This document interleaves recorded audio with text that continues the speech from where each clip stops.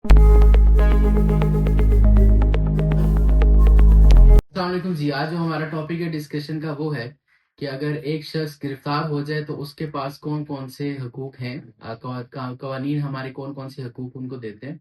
तो सबसे पहले ये समझना ज़रूरी है कि अगर कोई एक शख्स जुर्म का इर्तिकाब करता है तो उनको देखा कैसे जाएगा। कुछ जुर्म हैं जो कॉग्निजेबल है नेचर में और कुछ हैं जो नॉन कॉग्निजेबल है। कॉग्निजेबल ऑफेंसेस के अंदर पुलिस के पास ये इख्तियारात हैं कि अगर first information report FIR launch हो जाती है तो police without any permission getting from magisterial court और सेशंस कोर्ट वो उस शख्स को अरेस्ट कर सकती है।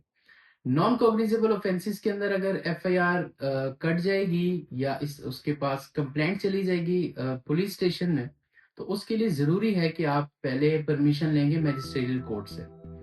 इसके बाद ये होगा कि लेट से हम फॉर एग्जांपल एक कॉग्निजेबल ऑफेंस ले लेते हैं हम कि कोई ऐसा जुर्म हो गया जिसमें पुलिस के पास इख्तियार है कि वो अरेस्ट कर सकते हैं। तो इसके अंदर तीन चार चीजें बड़ी देखने वाली हैं। सबसे पहले जो एक बड़ा इंपॉर्टेंट लैंडमार्क जजमेंट है सुप्रीम कोर्ट की, 2018 में एक जजमेंट पास हुई सोगरा बीबी के नाम से।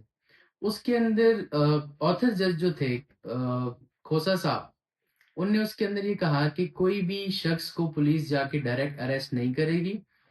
सबसे पहले ये देखना जरूरी है कि आया कुछ ऐसे शवाहिद हैं कि जुर्म का इर्तिकाब इस शख्स ने किया है। अगर वो शवाहिद मिलते हैं, कुछ एविडेंस प्रेमा फशाई तौर पे अवेलेबल है, तो उसके बाद उसको अरेस्ट किया जा सकता है।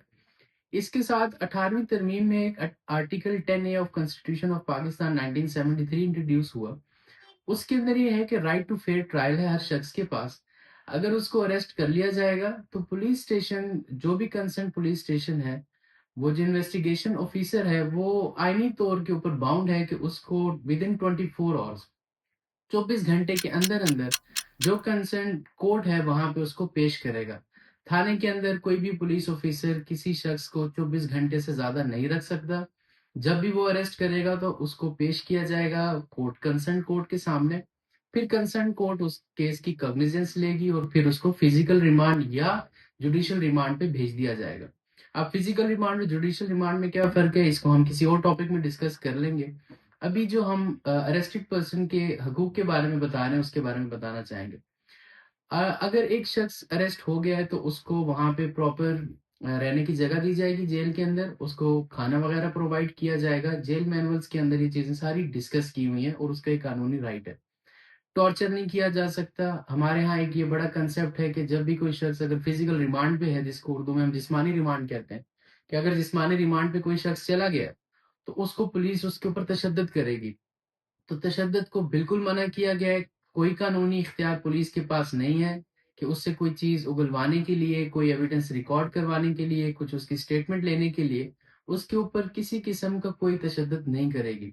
अगर उस शख्स के ऊपर तशद्दुद किया जाता है तो जब उसको कंसर्न कोर्ट के सामने पेश करें तो वो शख्स अगर ये बता दे कि मेरे ऊपर ये तशद्दुद हुआ और मेरे जिस्म के ऊपर ये निशान है, या किसी भी तरीके से वो साबित कर दे कि मेरे ऊपर इन्हें तशद्दुद किया है, तो कंसर्न जो जज साहब होंगे वो एक एप्लीकेशन देने के बाद या खुद भी अपने ऑन के ऊपर भी उस पुलिस के खिलाफ, जो भी पुलिस ऑफिसर होगा उनके खिलाफ कार्रवाई का इख्तियार रखते हैं और उनके ऊपर डिपार्टमेंटल इंक्वायरी भी स्टार्ट हो जाती है। और ऐसे बहुत से केसेस हमने देखे हैं।